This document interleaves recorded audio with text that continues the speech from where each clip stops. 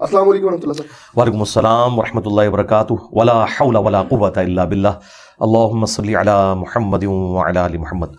सैयद साहब, हमारी खुशनसीबी है कि आपने बजाय ये कि हमारे बारे में कोई ऐसी राय कायम करें जो उलमा के उकसाने के ऊपर हो, जो भी आपकी रिजर्वेशंस हैं आप डायरेक्टली आके पूछें। ये बड़ी खुशी की बात है कि आपने जुर्रत दिखाई है, एक गद्दी नशीन होते हुए भी आपने अपना मौक़िफ़ हमारे सामने रखने की, और हमारा मौक़िफ़ कुरान और सुन्नत की दलाइल की रोशनी में आप पूछें। इंशाअल्लाह हम जहाँ पर आपकी बात रीज़नेबल होगी एक्सेप्ट करेंगे, और जहाँ पर इख्तलाफ होगा वो आपको कुरान और सुन्नत की रोशनी में इंशाअल्लाह। जी जज़ाकल्लाह सर। अच्छा सर, सबसे पहले मेरा आपसे सवाल है कि सूफिया ने, हमने शुरू से ही सुना है और हिंदुस्तान की तारीख की कुतुब उठाकर भी आके देखें तो यहाँ पे तबलीग इस्लाम के बारे में सूफिया की काफी खिदमत है। मैं नहीं कहता वो मासूम थे, गलतियां वाकयातन हुई हैं, और ज्यादातर जो गलतियां आप हाईलाइट करते हैं वो बाद में आने वाले लोगों ने हाईलाइट की हैं, उनके मामले में हुई हैं। तो सूफिया की कम से कम इस मामले में तो आप तारीफ कर दिया करें। जी बिल्कुल तारीफ करता हूँ। देखें, अल्लाह तबारक व तआला जिससे चाहे दीन का काम ले लेता है। हमने किसी वीडियो के अंदर सूफिया की इस हवाले से जो कंट्रीब्यूशन है उसका इनकार नहीं किया।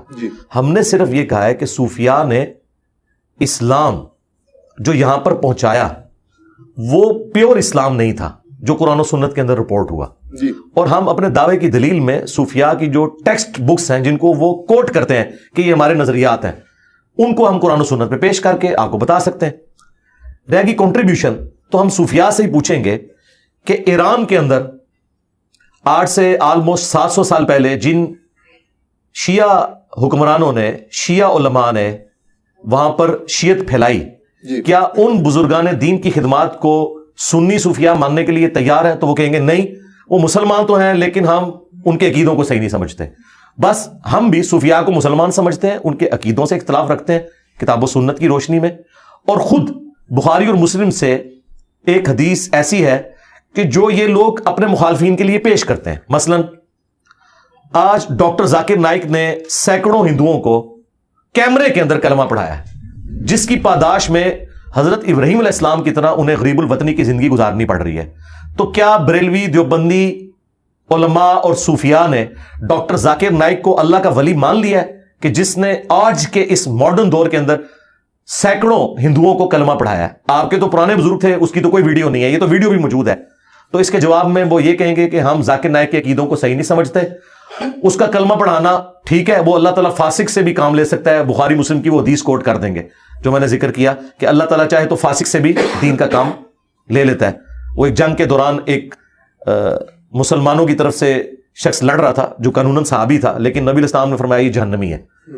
तो साहबा कहते हैं हमें बड़ा वसवसा आया कि इसने तो इतने काफिर कत्ल किए हैं और इतनी दलेरी से लड़ रहा है, ये जहन्नमी कैसे है? तो एक सहाबी उसके पीछे हो लिए। एंड पे जब वो जख्मों की ताब ना ला सका तो उसने एक तलवार जमीन में गाड़ के अपने आप को उस पर गिरा के खुदकुशी कर ली। तो वो साहबी वहां से नारा मारते हुए आए, सदका रसूलुल्लाह, रसूलुल्लाह ने सच कहा था। फिर नबी इस्लाम ने हजरत बिलाल से कहा कि उठो और अनाउंसमेंट कर दो कि आखिरत का दारोमदार खात्मे के ऊपर है। बाजुकात अल्लाह ताला फासिक से भी दीन का काम ले लेता है। फासिक छोड़ दें, काफिरों से अल्लाह ने दीन का काम लिया है। आज यूट्यूब के जरिए, इंटरनेट के जरिए जो पूरी दुनिया के अंदर इस्लाम की दावत पहुंच रही है, आप घर बैठ के सऊदी अरब की नमाज देख रहे हैं, हरम मक्का, हरम मदीना की ज़ियारत कर रहे हैं, रोज़ा शरीफ की ज़ियारत कर रहे हैं। ये टेक्नोलॉजी अजमेर शरीफ वाले बुजुर्गों ने नहीं दी, बगदाद शरीफ वालों ने नहीं दी, बरेली शरीफ वालों ने नहीं दी, देवबंद शरीफ ने नहीं दी, बल्कि ये गोरों की टेक्नोलॉजी है।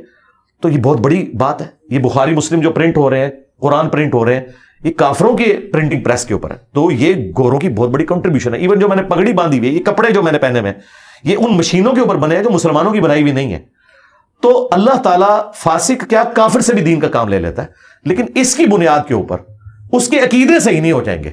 जिस तरह के सूफिया के नजदीक डॉक्टर जाकिर नाइक का सैकड़ों हजारों हिंदुओं को कलमा पढ़ाना इस बात की दलील नहीं है कि जाकिर नाइक के अकीदे सही हैं, वो नहीं मानते ना। जी। तो बिल्कुल इस तरीके से हम भी सूफिया के अकायद से इख्तिलाफ रखते हैं, अगरचे उन्हें मुसलमान समझते हैं।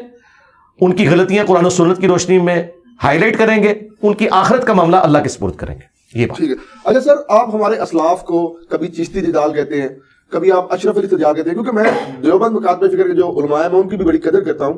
तो इत्तेहाद उम्मत के एक एतराफ से मैं बात कर रहा हूं कि आप जब उन्हें अशरफ अली दजाल कहेंगे, चिश्ती दजाल कहेंगे, तो फिर इत्तेहाद उम्मत की बात जो आपके मुंह से निकलती है वो तो बेमानी हो जाती है। देखिए, मैंने किसी वीडियो में اشرف علی دجال یا چشتی دجال کا لفظ یوز ہی نہیں کیا. یہ دجال کا لفظ میں نے غلام احمد قادیانی کے لیے یوز کیا. البتہ یہ ضرور ہے کہ میں نے یہ کہا کہ جس طرح غلام احمد قادیانی دجال نے ختم نبوت کے اوپر ڈاکہ مارا، اس طریقے سے جو بھی ختم نبوت کے اوپر ڈاکہ مارے اور اپنے نام کا کلمہ پڑھوائے، چشتی رسول اللہ کہہ کے یا اشرف علی رسول اللہ کو انڈورس کرے، وہ کس منہ سے ختم نبوت کے اوپر بات کر سکتے ہیں؟ یہ میں نے بات کی. اب رہ گیا دجال، تو ہم یہاں سے شروع کر لیتے ہیں. کیا بریلوی اشرف علی تھانوی صاحب کا کلمہ انڈورس کرنا، لا الہ الا اللہ اشرف علی رسول اللہ اور اللہم صلی علی و نبینا اشرف علی، نعوذ باللہ، کیا اس بات کے اوپر بریلوی علماء اور ان کے بزرگ کیا اشرف علی تھانوی کو رحمت اللہ علیہ اور مفتی اعظم اور حکیم الامت مانتے ہیں؟ وہ تو کہتے ہیں کذاب ہے، دجال ہے، گستاخ رسول ہے. اعلیٰ حضرت نے تو حسام الارمین میں اشرف علی تھانوی کو کافر ڈکلیئر کیا اور کہا کہ اس کے کفر میں شک کرنے والا بھی کافر ہے. تو جب بریلویوں کے بزرگوں نے اشرف علی تھانوی کو کافر ڈکلیئر کیا ہوا ہے، تو اس کے مقابلے پہ میرا یہ کہنا کہ مجھے ان سے علمی اختلاف ہے اور یہ ان کا عقیدہ ختم نبوت کے منافی ہے، تو بہت چھوٹی چیز رہ جاتی ہے. اتحاد امت کیسے ہو سکتا ہے؟ فساد امت کی بنیاد پہ تو اتحاد امت نہیں ہو سکتا نا. کیا بریلوی علماء تیار ہیں کہ اشرف علی تھانوی کی گستاخانہ عبارتوں کو وہ صحیح سمجھتے ہوئے ان کے ساتھ اتحاد امت کر لیں؟ وہ کہتے ہیں اتحاد امت ہو ہی نہیں سکتا. اسی طریقے سے دیوبندی بھی بریلویوں کے ساتھ کبھی بھی اتحاد امت نہیں کر سکتے، کیونکہ المحند علی المفند میں ان کے بزرگوں نے انہیں شیطانی لشکر کہا ہوا ہے. میں اتحاد امت کی جو بات کرتا ہوں نا، یہ بالکل ڈیفرنٹ ہے. ہمارے نزدیک اتحاد امت یہ ہے کہ اپنے اپنے بزرگوں کو چھوڑ دو، اس شخص کے ساتھ اپنی نسبت جوڑو جس کی قبر مدینے میں ہے صلی اللہ علیہ وآلہ وسلم.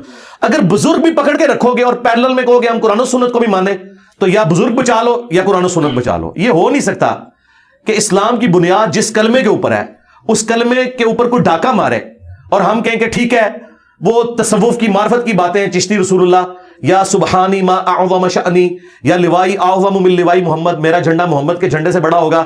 آپ یہ عقیدہ رکھیں، آپ کے تو نقشبند سلسلے کے بزرگ ہیں وہ بایزید بستامی، آپ کے ہم یہ عقیدہ بھی رکھیں اور پیرلل میں آپ ہمارے ساتھ اتحاد امت کریں. اتحاد امت ہوگا، امت کس کی ہے؟ بایزید کی، اشرف علی تھانوی کی یا محمد رسول اللہ کی؟ پہلے تو یہ ڈیسائیڈ کریں. اتحاد امت محمدیہ کی بات ہو رہی ہے، اتحاد امت دیوبندیہ، اتحاد امت نقشبندیہ، اتحاد امت بریلویہ، اتحاد امت قادریہ کی بات تو نہیں ہو رہی نا. امت تو اس شخص کی ہے جس کی قبر مدینے میں ہے، جو شخص اس کے ساتھ غداری کرے، ٹھیک ہے، اس کی عظمت اپنے کھاتے میں ڈلوائے، تو ہم اس کے ساتھ کیسے اتحاد کریں؟ ہمارا جھگڑا یہ ہے کہ ان بزرگوں کی کتابوں میں گستاخانہ عبارتیں اور ان کے ماننے والے ان گستاخیوں کو اون کرتے ہیں اور وہ کہتے ہیں ٹھیک لکھے، آپ کو سمجھ نہیں آئی. ہم کہتے ہیں آپ ہمیں نہ سمجھائیں، اپنی پبلک کو جسٹیفائی کریں. میرے سے پہلے کیا بریلویوں نے کبھی کہا تھا کہ چشتی رسول اللہ والی کتاب بدل گئی ہے؟ چند سال پہلے ان کے مفتی مناظرے میں ڈیفینڈ کر رہے ہیں اسے، اور ڈیفینڈ اس لیے کر رہے ہیں کہ اعلیٰ حضرت نے فتاوی رضویہ کے اندر سبع سنابل کی تعریف کی ہے اور کہا ہے کہ یہ رسول اللہ کی بارگاہ میں مقبول کتاب ہے اور اس کے اندر بھی چشتی رسول اللہ لکھا ہوا ہے. اگر اعلیٰ حضرت کو پتا تھا کہ اس کتاب میں چشتی رسول اللہ لکھا ہے اور اس کے باوجود انہوں نے کہا یہ نبی الاسلام کی بارگاہ میں مقبول ہے، تو اعلیٰ حضرت تو فارغ ہو گئے. اور اگر ان کو نہیں پتا تھا تو رسول اللہ پہ جھوٹ باندھ دیا. اور یہ بھی نہیں کہ اعلیٰ حضرت کے بعد ایڈ ہوا ہے، ہمارے پاس فارسی کے کلمی نسخے اعلیٰ حضرت کے زمانے کے پرنٹڈ موجود ہیں، ان میں چشتی رسول اللہ موجود ہے. اصل بات یہ ہے کہ ان کو پتہ ہی نہیں تھا. کوئی اللہ تعالیٰ ان کے اوپر بندہ مسلط کر دے گا کہ وہ اعلیٰ حضرت کے مشن کو لے کے آگے چلے گا. اعلیٰ حضرت نے تو صرف دیوبندیوں کے بابوں کو پکڑا اور یہ کہتے ہیں نا کہ جی انجینئر صاحب ڈھونڈ ڈھونڈ کے جو ہے وہ گند پہ بیٹھتے ہیں جیسے کوئی مکھی بیٹھتی ہے. تو اعلیٰ حضرت نے بھی اشرف علی تھانوی کی سینکڑوں کتابوں میں سے ایک حفظ الایمان میں سے عبارت نکالی ہے نا. باقی کتابیں کیوں نہیں؟ وہ کہتے ہیں فارغ باقی کتابیں، ہاں کہتے ہیں نا، تو تھوڑے بابیاں نہیں فارغ، کہتے ہیں جی ایک چھوٹی سی بھی گستاخی ہو جائے تو بندہ فارغ ہو جاتا ہے. آپ نقشبند سلسلے سے آپ کے سب سے ڈومیننٹ بزرگ جو ہیں شیخ احمد سرندی ہیں، انہوں نے اپنے ملفوظات کے اندر لکھا ہے کہ میں 1000 سال کا مجدد ہوں. ہم نے ان سے پوچھا ہے کوئی ضعیف حدیث بتا دو، حدیث تو ابو داؤد اور حاکم میں ہے 100 سال کے مجدد کی. یہ اس نے کہاں سے اپنے آپ کو خود ڈکلیئر کر دیا مجدد اور 1000 سال کا.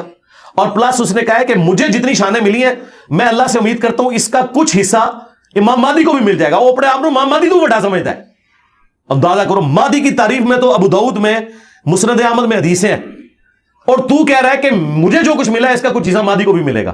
اور اس سے بڑھ کے جو جھوٹ بولا، اس نے کہا کہ اس امت میں اگر کوئی نبی ہوتا تو وہ فقہ حنفی کے مطابق عمل کرتا. اندازہ کرو انہاں دا لیول.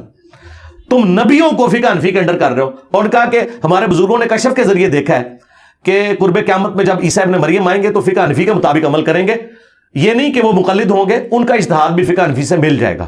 یار اندازہ کرو جب سنیوں کی کتابیں بخاری اور مسلم ہیں تو حضرت عیسیٰ علیہ السلام نے بخاری مسلم پہ عمل کرنا ہے یا فتاوی عالمگیریہ کے اوپر عمل کرنا ہے؟ مسلم شریف میں تو موجود ہے کہ عیسیٰ ابن مریم تم میں آئیں گے اور تمہیں اللہ کی کتاب اور اس کے نبی کی سنت کے مطابق چلائیں گے. تو اللہ کے نبی کی کتاب تو قرآن ہے اور اس کی سنت بخاری مسلم ہے. حضرت عیسیٰ علیہ السلام بھی بخاری مسلم پہ ہی عمل کریں گے اور وہ امام بخاری امام مسلم کے پیچھے نہیں ہوں گے. اس کے اندر احادیث جو رسول اللہ کی ہیں صلی اللہ علیہ وسلم. اور یہ وہ باتیں جب ہم ہائی لائٹ کرتے ہیں, کل تک تو مکتوبات شریف جو ہے تصوف کا سرمایہ تھے, آج انہی مکتوبات شریف سے جب ہم عبارتیں پیش کر رہے ہیں تو یہ کہہ رہے ہیں انجینئر صاحب گستاخی کر رہے ہیں. تو بڑی زیادتی والی بات ہے. یعنی ہم جو بات کر رہے ہیں اس کا جواب دیں. اچھا سر, مزارات کے حوالے سے آپ ایک حدیث پیش کرتے ہیں کہ قبر پہ عمارت نہ بناؤ. جی ہاں جی. تو اگر قبر کچی ہو تو جو مزار بنایا گیا وہ تو زائرین کے بیٹھنے کے لیے بنایا گیا کہ وہ بارش میں اگر آندھی میں کہیں آتے ہیں احسان ثواب کی نیت سے, تو اس میں کیا حرج ہے؟ اس میں حرج یہ ہے کہ نبی علیہ السلام کی 3 بیٹیاں جوان شادی شدہ حضور کی زندگی میں فوت ہوئی ہیں. آپ نے اپنے مبارک ہاتھوں سے دفنایا.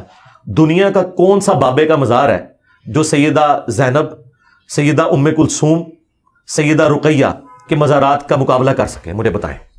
نبی علیہ السلام نے کوئی اس کے اوپر قبہ نہیں تعمیر کروایا کہ لوگ آ کے میری بیٹیوں کے مزار کے اوپر بیٹھے. اس کے بعد سیدہ فاطمہ جب فوت ہوئی تو کیا مولا علی علیہ السلام نے ان کا کوئی مزار بنوایا تھا؟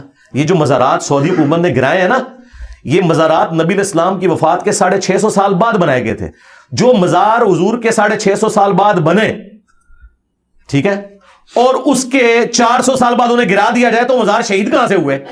جو خود جس کو کہنا چاہیے حلال ہی نہیں تھے بننے میں, وہ شہید کہاں سے ہوئے؟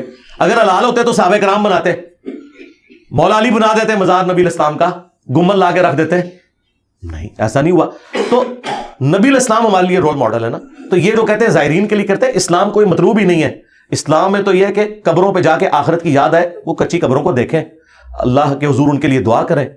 مسلم شریف میں حدیث ہے, میں تمہیں حکم دیتا ہوں قبروں پہ جاؤ تاکہ آخرت کی یاد آئے. بس یہ مقصد تھا. مزارات پہ جانا تو کوئی مقصد نہیں تھا. اور پھر مجھے بتائیں, جو مزارات رسول اللہ کی مخالفت پہ بنائے گئے ہیں, مسلم شریف میں حدیث ہے, تو میں منع کرتا ہوں قبروں کو پکا مت کرنا, ان پہ عمارت مت بنانا. آپ کیا نبی کے ساتھ ٹکر لیں گے کہ یا رسول اللہ تو نہیں پتا, تسی منع تے کیتا سی لیکن زائرین واسطے ضرورت تھی. مجھے بتائیں, اللہ کے نبی علیہ السلام امت کے حق میں جو ضرورت تھی کیا وہ بتا کے نہیں گئے امت کو؟ اگر اس کی الٹ بات کی ہو تو پھر تو آپ کے لیے لمحہ فکری ہے کہ آپ کس نبی کو مان رہے ہیں. بھائی ہمارے نبی وہ ہیں جن کے والد کا نام عبداللہ تھا, ان کی والدہ کا نام آمنہ تھا, ان کی قبر مدینہ شریف میں ہے. تسی کہڑے نبی نو مندے ہو؟ اپنا ذرا تعارف کرواؤ. جدھر لوکی کلمہ پڑھ دے او محمد اور ہاں, تو تسی دسو کیڑے محمد نو مندے ہو؟ اس محمد کو کہ جس کی کتاب قرآن ہے اور اس کے ماننے والوں نے بخاری مسلم لکھ کے ان کی سنتیں امت تک پہنچائیں, یا کسی اور محمد کو مانتے ہیں؟ پہلے تو ہم یہ کلیئر کریں گے کہ آپ کس محمد کو مانتے ہیں صلی اللہ علیہ وآلہ وسلم. اچھا سر, اگر میں یہ کہتا ہوں دعا میں کہ اے اللہ میرے اعمال اس قابل نہیں کہ میں تیرے سامنے بطور وسیلہ پیش کر سکوں, میرے پاس ایک نسبت ہے کہ میں تیرے نبی کا امتی ہوں, اگر یہ نسبت پیش کر کے میں اللہ سے حاجت پیش کرتا ہوں تو پھر یہ کیسے مسئلہ استعانت کے حرام ہوا یا کیسے شرک ہوا؟ نہیں, استعانت اور شرک نہیں ہے یہ, اس کو تو ہم کوئی شرک نہیں کہتے. استعانت تو یہ نہیں, وسیلہ بالکل ڈیفرنٹ چیز ہے جی. پہلی بات یہ ذہن میں رکھیں, اردو زبان ہم سب کو آتی ہے جی. ایک بندہ کہتا ہے یا علی مدد جی, وہ تو ڈائریکٹ حضرت علی کو پکار رہا ہے. اور ایک بندہ کہتا ہے کہ اے اللہ حضرت علی تیرے مقبول بندے تھے, جو تو حضرت علی سے محبت رکھتا ہے اس محبت کا وسیلہ میں تجھے پیش کرتا ہوں جی, میرا فلاں کام کر دے. تو اس کو کون غلط کہتا ہے جی؟ یہ تو اللہ کی صفت ہے. آپ یہ بھی کہیں کہ اے اللہ جو تجھے تیرے نبی سے, ان کے اہل البیت سے, ان کے صحابہ سے محبت ہے, یہ اللہ کی صفت ہے محبت کرنا, اس تیری صفت کا وسیلہ میں تجھے پیش کرتا ہوں. تو آپ کریں. قرآن میں آیا وَلِلَّهِ الْأَسْمَاءُ الْحُسْنَى فَادْعُوهُ بِهَا, اللہ کے لیے اچھے نام ہیں, اس کے ناموں کے ذریعے. تو یہ اللہ کی ایک صفت ہے کہ وہ اپنے پیغمبروں سے محبت کرتا ہے, ان کے اہل البیت سے محبت کرتا ہے. لیکن ان ہستیوں کو آپ نہ پکاریں, وہ ایاک نعبد و ایاک نستعین کی وائلیشن ہے. ظاہری مدد تو آپ کسی سے بھی لے سکتے ہیں. یہ لوگ کہتے ہیں جی حضور نے مولا علی کو مدد کے لیے پکارا تھا. بھائی مولا علی زندہ تھے تو انہی کو پکارنا تھا. ہونا تو چاہیے تھا حضور امیر حمزہ کو قبر سے نکالتے, زندہ کر کے تو ساتھ لے کے آتے خیبر کے موقع پہ, پھر ہم آپ کی بات مانتے. کیونکہ آرمی چیف تو امیر حمزہ تھے, حضرت علی تو بعد میں آیا نا مین سٹریم کے اندر. پہلے بھی ٹاپ میں تو تھے لیکن مین ٹاپ کے اوپر امیر حمزہ تھے. آرمی چیف تو وہ تھے نا بدر میں بھی عہد میں بھی. تو حضور ان کو قبر سے نکال کے کیوں نہیں لیا؟ اس لیے کہ جو دنیا سے چلا گیا. تو مولا علی آج دنیا میں موجود ہوں تو ہم اپنے مسائل کا حل انہی سے جا کے دعائیں کروائیں گے. اور اس کے ثبوت میں وہ بخاری کی حدیث ہے 1010, یہ حضرت عمر کا عقیدہ ہے, انا کننا نتوسل الیک بنبینا, اے اللہ پہلے ہم تیرے نبی کے وسیلے سے تیری طرف متوجہ ہوتے تھے, اب ہم تیرے نبی کے چچا کو لے کے آئے, ان کی دعا کی برکت سے بارش نازل فرما. حضرت عمر قبر رسول سے جا کے کیوں نہیں مانگ رہے؟ حضور کے چچا کو لائیں اور ان سے دعا کروائیے. تو نیک بندوں سے آپ دعائیں کروائیں, ان نیک بندوں سے جو اللہ کی عبادت کرتے ہیں. جو اپنی عبادت کرواتے ہیں ان نیک بندوں سے نہیں, ہم ان کو نیک نہیں مانتے. تو وسیلہ اور توسل بالکل الگ چیز ہے. آپ نیک مال کا وسیلہ پیش کریں, آپ اللہ کی اسماء کا وسیلہ پیش کریں, اللہ کی جو اپنے پیغمبروں سے محبت ہے, اہل البیت سے محبت ہے, اس کا وسیلہ پیش کریں. یہ وہ سارے ہیں جو بخاری مسلم سے ثابت ہیں. لیکن ونس آپ کسی بابے کو ڈائریکٹ پکاریں گے اور پھر آپ کہیں گے نہیں میں جو اس کو پکار رہا ہوں اس کا مطلب یہ ہے کہ اللہ فلاں بابے کو میری خبر کر دے, وہ قبر میں بیٹھ کے میرے لیے دعا کرے گا اور تو دعا قبول. یار اتنی لمبی ایکویشن کہیں قرآن حدیث میں لکھی ہوئی ہے. قرآن میں انبیاء کی دعائیں رپورٹ ہوئی ہیں, کوئی ایک دعا بتائیں اس کے الٹ ملتا ہے. وَإِذَا سَأَلَكَ عِبَادِي عَنِّي فَإِنِّي قَرِيبٌ أُجِيبُ دَعْوَةَ الدَّاعِ إِذَا دَعَانِ. اے میرے نبی جب میرے بندے آپ سے میرے بارے میں پوچھیں نا تو مجھے بتائیں اللہ کا تعارف جو ہے بابا کروائے گا یا اللہ کا نبی کروائے گا. صحابہ کرام جب پوچھتے تھے تو کہا گیا کہ فرماؤ کہ میں ہر بندے کے بالکل قریب ہوں, ہر پکارنے والے کی پکار کو سنتا ہوں. وہاں تو کوئی وسیلہ واسطہ نہیں ڈالا بیچ میں. وسیلہ واسطے اس طرح کے جو میں نے جس طریقے بتایا یہ جواز کی حد تک ہے, باقی اللہ اور بندے کا کوئی پروٹوکول نہیں ہے. ڈائریکٹ آپ اللہ سے مانگیں, ادعونی استجب لکم. البتہ پروٹوکول یہ ہے کہ آپ نے حمد و دروشی پڑھنا ہے, وہ ترمذی میں حدیث ہے, وہ ایک سلیقہ ہے دعا کا. نماز میں بھی ہم تشہد میں پہلے سلام عرض کرتے ہیں, پھر دروشی, پھر دعائیں مانگتے ہیں. یہ ایک سلیقہ ہے دعا کرنے کا, لیکن مانگنا آپ نے اللہ سے. ایون نہج البلاغہ میں مولا علی علیہ السلام کا خطبہ, میں حیران ہوں کہ شیعہ نے اتنا بڑا خطبہ اوور لک کیا ہوا ہے جس میں حضرت علی اپنے بیٹے کو کہتے ہیں کہ تم اس کی اولاد ہو جس نے ان قریب مر کے مٹی ہو جانا ہے, دنیا سے چلے جانا ہے, جس کو فنا ہے, تو تم مجھ سے امید نہ وابستہ کرو, اس اللہ سے کرو جسے کبھی فنا نہیں ہے. اور بیٹا حسن یاد رکھنا, اللہ کی بارگاہ وہ دربار ہے جس نے اپنا کوئی دربان بھی نہیں رکھا ہوا, تم ڈائریکٹ اس سے مانگو. مولا علی تو حسن کو نہیں کہہ رہے کہ منو وچ پا, تو منو دسو جنہوں نے اہل البیت نو وچ پایا ہوا ہے, نبیوں نو وچ پایا ہوا ہے, یہ مولا علی دے شیعہ نے یا بنو امیہ دے شیعہ نے؟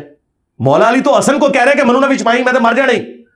او زندہ ہی وہ کو منگی اور اس کا کوئی دربان بھی نہیں کہ اس نے کوئی پہرے دار مقرر کیا ہے کہ اجازت لے کے اینو وچ پاؤ گے تو سنے گا, ویسے نہیں سنے گا. انہیں کا کوئی پروٹوکول نہیں, ڈائریکٹ اللہ سے مانگ. اہل البیت کی جتنی دعائیں شیعہ کے ہاں ملتی ہیں, یا قرآن میں جو انبیاء کی دعائیں ہیں, یا اہل سنت کے ہاں نبی الاسلام کی دعائیں ہیں, کسی میں کوئی واسطے وسیلے نہیں ہے. یہ سب فراڈ بنایا ہوا ہے انہوں نے. ٹھیک ہو گیا. سبحان اللہ والحمد للہ ولا الہ الا اللہ.